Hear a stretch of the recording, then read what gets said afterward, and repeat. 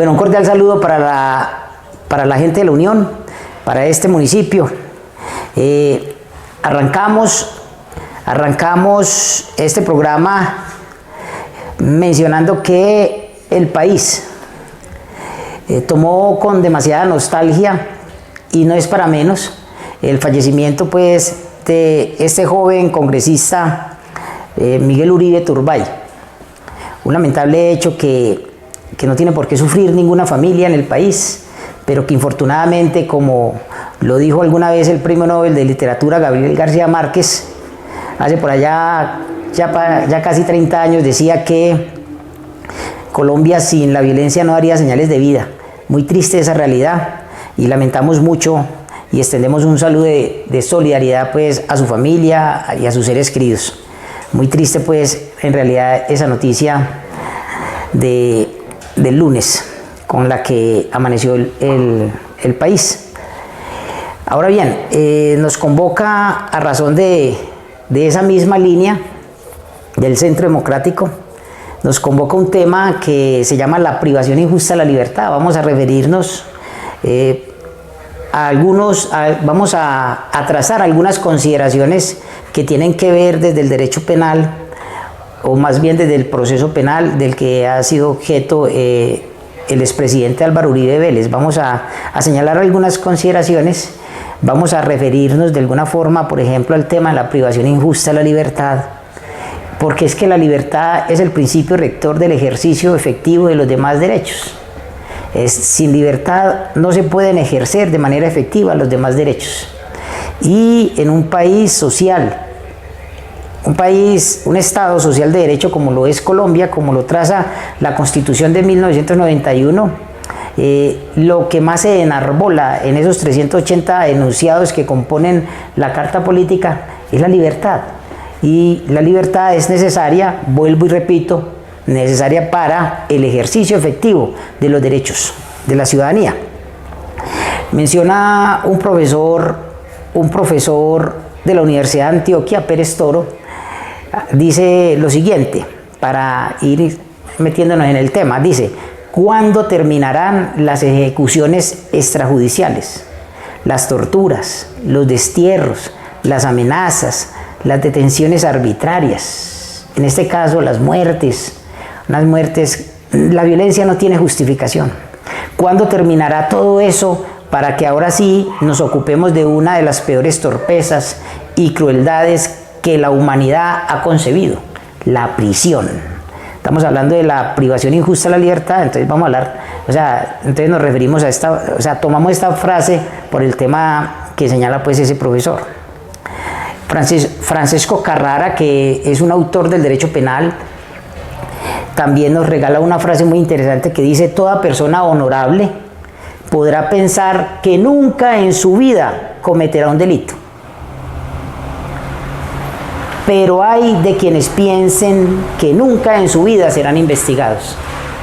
Y más que todo cuando las personas se involucran en los asuntos de gobierno.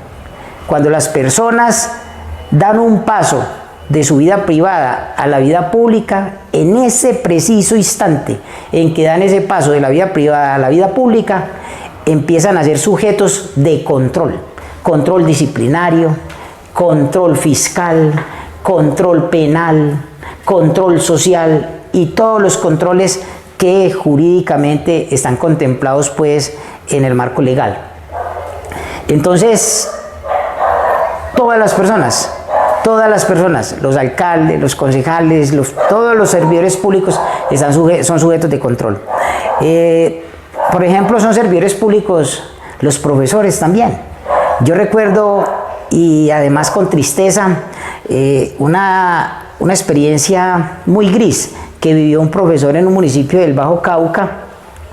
Y entonces recuerdo que este profesor, que tenía su familia, que tenía a su esposa, sus hijos, él, por ejemplo, ignoraba que al interior de la casa de una menor, que era una de sus estudiantes, se había surtido una discusión es decir, en la casa de una de sus estudiantes, había una discusión acalorada donde esas mamás que son demasiado exigentes increpaba a la hija, una niña de 12 años, y le preguntaban: ¿usted por qué va perdiendo el año con este profesor?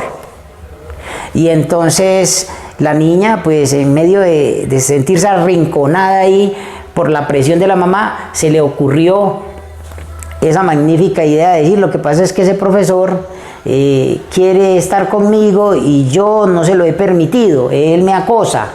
Y entonces el profesor pues ignoraba todas estas cosas, y entonces la señora salió de ahí no a hablar con el docente, no a conversar, nada, o a hacerle un reclamo o a preguntarle, no, ella salió directamente ante la fiscalía, promovió una denuncia en contra del docente, al docente lo capturaron, al docente le dictaron medidas de aseguramiento, y le tocó casi durante un año demostrar que jamás había ocurrido una cosa de tal naturaleza.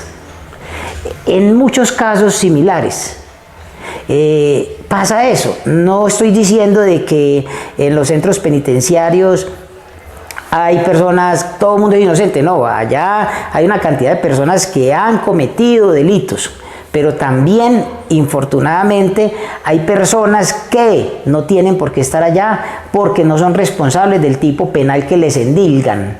Entonces, este profesor le tocó vivir esa experiencia tan maluca, lo privaron de su libertad de manera injusta, porque a esa niña presionada, a esa niña de 12 años se le ocurrió decir eso como por quitarse la mamá de encima, que vivía agrediéndola tal vez física, verbalmente, que porque iba perdiendo una materia.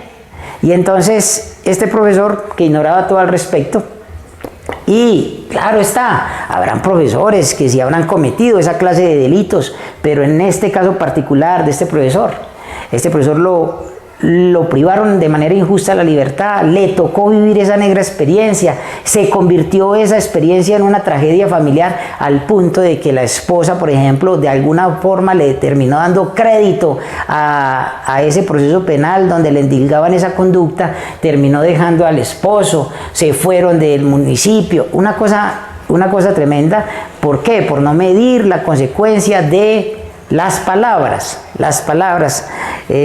pues muy fatal esa clase de cosas con respecto pues, a la privación injusta de la libertad. También recuerdo, por ejemplo, el caso en un municipio donde un servidor público con diligencia cumplía las competencias misionales del cargo, y entonces se ganó la confianza del alcalde, y entonces el alcalde pues lo dejaba ocasionalmente, porque la alcaldía no puede quedar sola. Más que todo cuando los municipios son retirados con relación a la capital pues, del departamento al que pertenecen. Y entonces lo dejaba encargado, alcalde encargado. Hacen un acto administrativo, eso pues lo organizan en la notaría, quedaba como alcalde encargado, facultades constitucionales y legales, alcalde encargado. Y entonces cuando la oposición empezó a hostigar con denuncias, con quejas, al alcalde popular, al titular de la alcaldía. ¿Por qué? Porque tenía una oposición pues interesada en sembrar intrigas, en sembrar cizaña. Entonces, cuando empezaron las investigaciones, cuando empezaron los problemas jurídicos, a este servidor público que le quedaba como alcalde encargado, le tocó de alguna forma responder solidariamente con ese alcalde titular, por situaciones que él en el fondo no era el que había ordenado ni nada de esas cosas, solamente por el hecho de haber sido alcalde en las fechas que coincidían con los procesos de investigación. Entonces, mire, incluso en muchos casos se da que también los privan de la libertad y les toca un año, año y medio demostrar que no tienen ninguna responsabilidad penal con respecto pues, al tema que le están endilgando. Estas situaciones son de las que estamos hablando hoy porque vamos transitando hacia el tema pues, del caso del doctor Álvaro Uribe Vélez.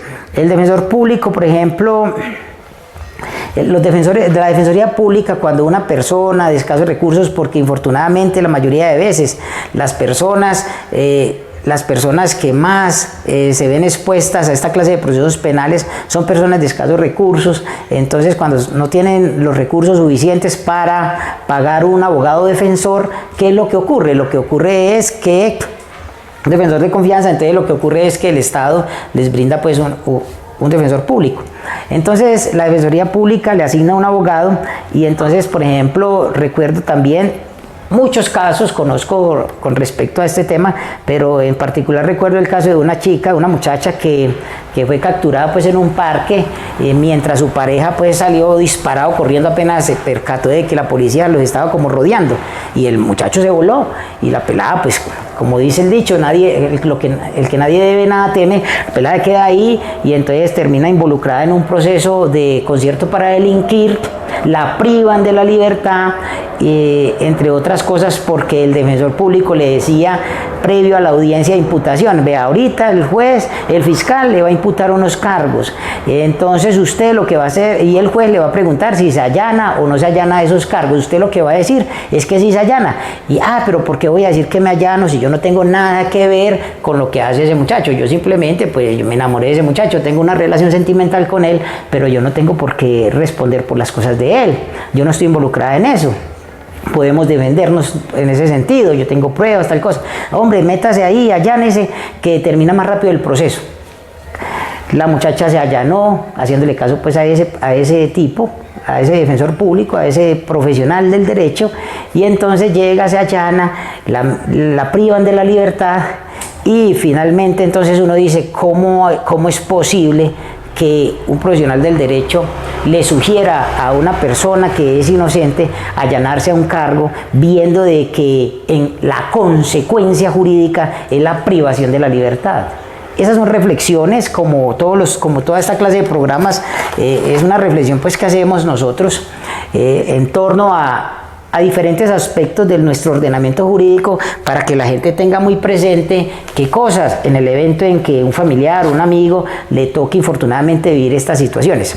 En el caso, por ejemplo, los hechos noticiosos, hay muchos hechos noticiosos con respecto a esta clase de cosas. Por ejemplo, tenemos el caso más reciente, el del doctor Álvaro Uribe Vélez. Ya vamos a mencionar algunos aspectos de la condena a la que hoy está pues expuesto.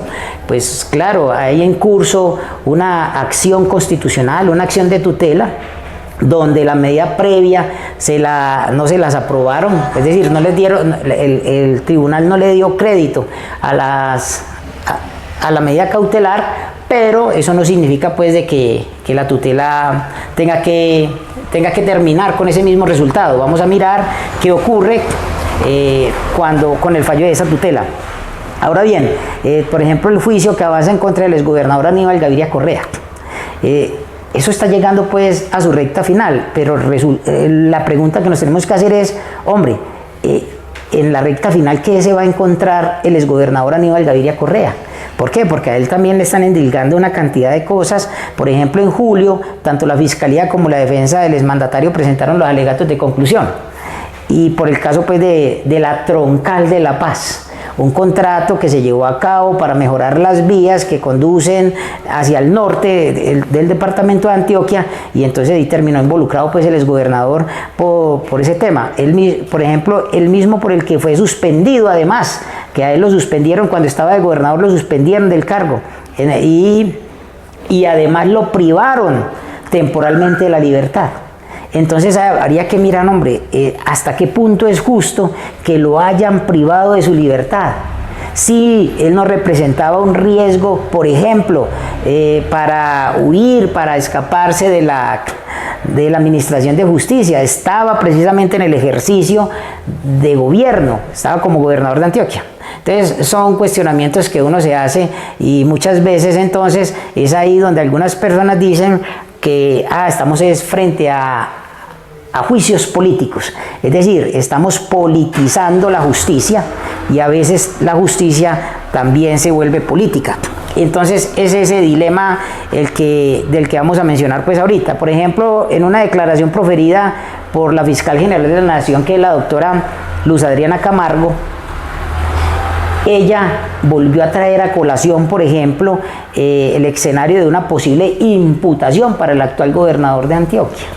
Es decir, vuelvo y repito, ese paso que se da desde la vida privada a la vida pública, qué infortunado. Cuando, por ejemplo, una persona lo que tiene es la vocación de servicio, tiene el compromiso social, lo que desea es transformar realidades sociales a favor de las personas menos favorecidas.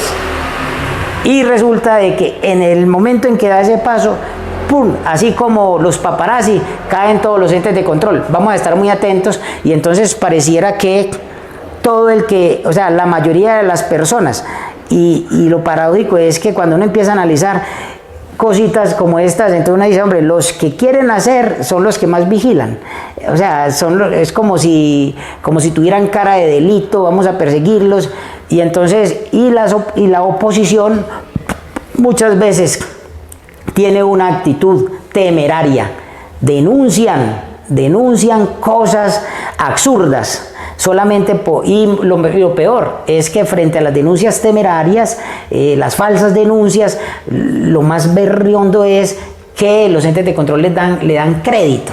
Y entonces, ¿por qué? Porque entonces podría decir un funcionario de un ente de control, no, lo que pasa es que a mí me toca presumir la buena fe del que está denunciando o el que está quejándose, y entonces tengo que darle trámite a esto. Otra cosa peor es que los entes de control muchas veces tienen jerárquicamente jefes que lo que hacen es exigir unos resultados, y entonces en el afán de dar unos resultados, entonces enredan pues al que esté más mal parado. Y entonces todas esas situaciones son las que estamos mencionando acá para llegar al punto pues del doctor Álvaro Uribe Vélez.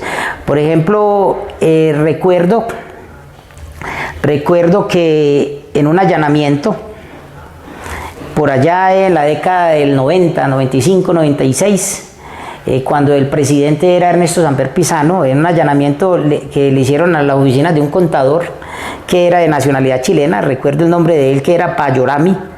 Entonces, él estaba, las autoridades demostraron en su momento que él estaba vinculado al tema del cartel de Cali. Y en el material que encontraron ahí, en ese allanamiento, encontraron unos documentos que daban cuenta de posible financiación a la campaña presidencial del entonces presidente en ese tiempo, Ernesto Samper Pizano. Y alrededor de eso pues se surtió toda, pues eso fue una bomba noticiosa, y bueno, y algunas personas recordarán pues lo complicado que fue eso, al punto que Ernesto Samper Pizano estuvo a punto de renunciar a la presidencia. Contaba pues con un escudero que era el doctor Horacio Serpa Uribe, que insistió mucho en que resistiera, pero alrededor hubo una cantidad de personas pues que capturaron precisamente por ese mismo proceso, el famoso proceso de 8000. Entonces, por ejemplo, desde 2024, Transparencia por Colombia, que es una corporación que nació por allá en 1998, Transparencia por Colombia señala, por ejemplo, que la decisión del Consejo Nacional Electoral hoy, por ejemplo, en Colombia, de abrir una investigación por presunta violación de topes de gastos de la campaña del presidente Gustavo Petro, que es el actual presidente, es el paso más avanzado de la autoridad electoral con respecto al material de control a una campaña presidencial. Entonces uno dice, hombre, no hay de qué hacer un caldo. Entonces, por ejemplo, se reitera. Entonces, ese es el tema de el sometimiento al imperio de la ley. El sometimiento al imperio de la ley. Por allá dice el artículo 6 constitucional que los particulares son responsables por infringir la Constitución y la ley, pero los servidores públicos también lo son por esas mismas razones, pero además por omisión o extralimitación en el ejercicio de sus funciones. Y pareciera entonces que el riesgo de ser un servidor público es precisamente dar ese paso de la vida privada a la vida pública. ¿Por qué? Porque siendo sujeto de los entes de control, no basta con intentar tener en cuenta, por ejemplo, el enunciado normativo que acabo de señalar, que es el artículo 6 constitucional, sino que además una denuncia temeraria, una queja mal orientada puede dar lugar, o un procedimiento mal interpretado puede dar lugar a que se surta todo un proceso de naturaleza disciplinaria, de naturaleza fiscal con las contralorías, o de naturaleza penal con la fiscalía misma. Es bien delicado pues el asunto. Ahora, estamos en un país democrático donde la gente tiene el derecho a elegir y ser elegido, y no porque se surtan esta clase de problemas se va a desdibujar la naturaleza misma de la democracia. El corazón de la democracia no lo podemos dejar deteriorar por estas realidades, pero la invitación respetuosa que sí me atrevería a dar es que la política tiene que concebirse desde la voluntad individual, por ser respetuoso, permanente de las diferencias, de los puntos de vista de los demás. Es decir, si una persona entra al escenario político en calidad de candidato, tiene que desprenderse de la pretensión de que para ganar réditos en el proceso electoral en el que se inscribió, tiene que hablar mal de los demás.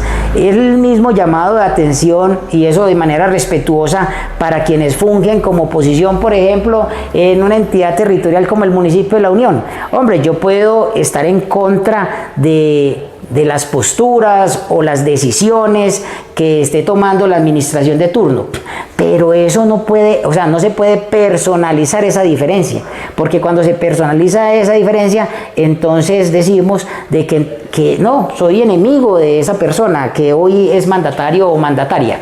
Y ese es el tema, porque cuando, por ejemplo, hablamos de oposición, eso nos traslada a diferentes autores, entre los que yo siempre he resaltado a un señor que se llama Gianfranco Pasquino. Él dice, hombre, una verdadera oposición es una alternativa de poder. Es decir, no es un obstáculo permanente a todas las acciones y medidas del actual gobierno. No es a toda hora disparando dardos, sembrando cizañas, sembrando intriga a la administración de turno. Es con argumentos, demostrándole a la comunidad, por ejemplo, en un control político o en un control social, de que hay cosas que se pueden reorientar por otro lado para que salgan mejor, para que se beneficie la comunidad de manera general. Entonces, o sea, ¿por qué? Porque es que también hay que recordar, por allá una obra que se llama El Federalista, dice, hombre, si las personas fueran ángeles, entonces no se necesitarían gobiernos, y eso es verdad. Es decir, las obras humanas están expuestas a la comisión de errores, pero si ese error se tipifica en una omisión, extralimitación en el ejercicio de sus funciones, entonces ahí ya lo que hay es un problema pues jurídico donde queda expuesto, por ejemplo, un proceso, bien sea disciplinario, o bien sea penal, o bien sea pues fiscal con la Contraloría. Esas cosas, es decir, eso además nos lleva a recordar qué es lo que debemos entender por gestión, por la gestión, ¿qué es la gestión? La gestión es la acción y consecuencia de administrar algo. Acción y consecuencia, es decir, lo que yo hago en el ejercicio de mi gobierno tiene unas consecuencias, y el responsable de esas consecuencias soy yo quien tomó esas decisiones. Entonces, por eso hay que procurar no desprendernos de la importancia de la decencia, del buen trato, del respeto por las diferencias en el ejercicio de la función pública. Porque entonces el que piensa diferente a la administración municipal, entonces es el enemigo. Entonces el que piensa diferente a que debemos tomar una decisión distinta frente a una situación que estamos viendo en el municipio, entonces alguien que opina distinto, entonces ese es el enemigo, y entonces empezamos a vernos como enemigos y empezamos a tratarnos como enemigos, nos irrespetamos en medio de las diferencias y todo termina mal. Y mire el caso precisamente de lo que ocurrió hace 2 meses con Miguel Uribe, y hoy estamos lamentando pues ese infortunado fallecimiento de ese muchacho. Frecuentemente escuchamos por los medios, y hoy por ejemplo por las redes sociales, que a los alcaldes y alcaldesas les infligen 5 o 10 días de cárcel. Eso pues, eso en el buen sentido de la palabra. Por ejemplo, por un incidente de desacato. Un alcalde que no sea capaz de responderle a la ciudadanía un derecho de petición, hombre. Entonces ese derecho de petición, que es un derecho fundamental, contenido por allá en el artículo 23 constitucional, entonces no lo contestaron. Ese derecho de petición se convierte en una acción de tutela. El juez ordena que en un marco de 48 horas cumplan con la orden que da ese juzgado, y aún así no lo cumplen. Entonces el titular del derecho de petición, ¿qué dice? Hombre, señor juez, se lo están pasando por la galleta, mire, ahí hay un incidente de desacato, y entonces el juez, como por hacerse respetar, y entonces tiene una multa de tantos salarios mínimos legales mensuales vigentes, y además tiene 5 o 10 días de cárcel. Esas cosas pasan, afortunadamente no en la Unión, pero esas cosas suceden en todo el territorio nacional. Y muchas veces eso lo que hace es configurar, nada más y nada menos, que no solamente la inobservancia de los derechos y libertades ciudadanas, porque yo tengo el derecho, y así lo dice ese artículo 23 de la Constitución, a formular solicitudes de información, por ejemplo, peticionar a la administración municipal, porque es que allá o sea, ¿qué es lo público? Lo público es lo que es de todos y no es de nadie. Entonces lo que está manejando un alcalde o una alcaldesa son recursos públicos, no son del alcalde. No son del alcalde y de los titulares de las diferentes secretarías de despacho. Esa plata no es de ellos, la plata la están administrando, y yo tengo el derecho como ciudadano de fiscalizar, y por eso se habla de control social, cómo se están ejecutando esos recursos, porque son recursos públicos. Y entonces, vuelvo y repito, gobernar es la acción y consecuencia de administrar lo público. Para efectos de este programa, por ejemplo, nos vamos a referir en concreto al caso pues, que hoy nos convoca y que de alguna forma lo que ha hecho es polarizar más este país y que capta la atención de unos y otros. El caso, por ejemplo, del expresidente Uribe. Entonces, yo voy a partir de 2 puntos de vista en cuanto a las consideraciones. Hay unos que están a favor, hay otros que están en contra. Con respecto a la muerte de Miguel Uribe, hay gente que infortunadamente en el corazón no les palpita nada de sensibilidad, incluso llegan a alegrarse con una situación de estas, y es aberrante, es absurdo. Y con el caso de Uribe hay gente que aplaudió, que hizo fiesta y esas cosas, y están muy contentos, pero resulta que el que ríe de último ríe mejor. Y vamos a mirar entonces estas consideraciones, que de alguna forma hay una bifurcación acá en las posturas, pero yo traté de tomar las consideraciones con la mayor sutileza para no herir susceptibilidades. Por ejemplo, los cuestionamientos al fallo de Uribe, podemos mirar, por ejemplo, la forma en que lo desmenuza una periodista que se llama Mariana Zapata Amorocho, que ella es de La Silla Vacía. Entonces ella dice, hombre, hay unos cuestionamientos a ese fallo de Uribe. Uribe fue condenado por manipulación de testigos en primera instancia a 12 años de prisión domiciliaria y a una multa de 2.400 salarios mínimos legales mensuales vigentes. La jueza le dio 3 años más de lo que pidió el ente acusador, que es la fiscalía. Y eso generó, claro está, pues por tratarse pues de la persona del expresidente, generó pues un gran debate sobre la proporcionalidad de la pena. Algunas personas dicen, no, es que pudo colocar, la juez pudo incluso decir que eran 24 años.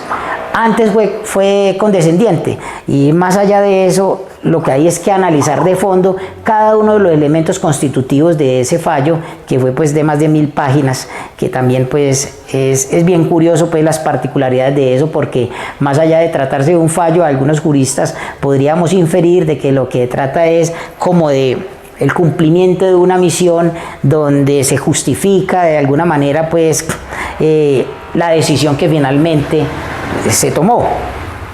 A la lectura de la condena le siguió la orden de captura inmediata a una persona como Álvaro Uribe Vélez, que se atrevió a dar la cara en cada una de las audiencias. Es decir, es una persona que en todo momento, como alguna vez lo entrevistaran y le preguntaban, bueno, ¿y usted por qué no piensa en el exilio? Y yo, no, yo soy una persona frentera, yo le voy a dar la cara a este proceso. Y eso hizo. Eso ha hecho, le dio la cara al proceso, en las audiencias, prendía ahí el tema pues para que estuviera la imagen de él permanentemente. Es decir, es una persona que da cuenta del interés y la gallardía de estar ahí frente a ese proceso. Vamos a mirar qué es lo que va a pasar alrededor de este proceso, y ahí ha estado siempre. Y entonces esta señora este juzgado simplemente determinó de que había que capturarlo de manera inmediata pues, y que su reclusión pues iba a ser en este caso en el municipio pues de Río Negro. El tema de estas consideraciones nos lleva por ejemplo a concluir que hay una cantidad de temas que quedarían pendientes para mencionar sobre este asunto, y entonces en un próximo programa podríamos de pronto aludir a ellos. Algo que nos llamó la atención poderosamente con respecto a la cantidad de censuras en torno a la lectura de este fallo, que hoy, por ejemplo, hoy precisamente deben estar, entre hoy, pues en esta misma semana estarán presentando, por ejemplo, la apelación a ese fallo, y están esperando además la respuesta de la acción de tutela. Algo que llamó la atención con respecto a esa cantidad de reparos que ha tenido pues la ciudadanía frente a este asunto es la inobservancia del Código Iberoamericano de Ética Judicial, donde por ejemplo en el artículo 44 se regula el deber de la cortesía, la forma incluso irrespetuosa, pues, y eso es una opinión muy personal y algunos la comparten, en que la jueza se atrevía incluso a reírse, a reírse con la fiscal en torno pues a la misma audiencia cuando se surtía. Eso es un tema que no es nuevo.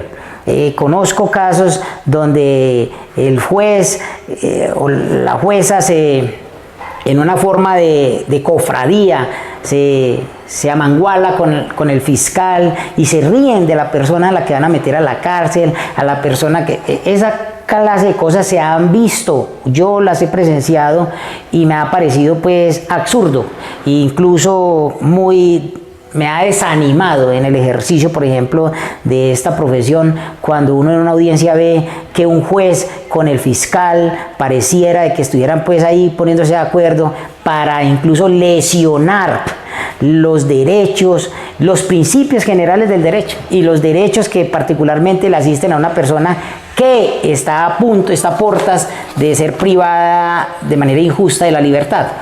Yo pienso que con respecto a este tema quedamos pendientes de puntualizar en otras consideraciones para que podamos darle mayor certeza de estas consideraciones pues a la ciudadanía.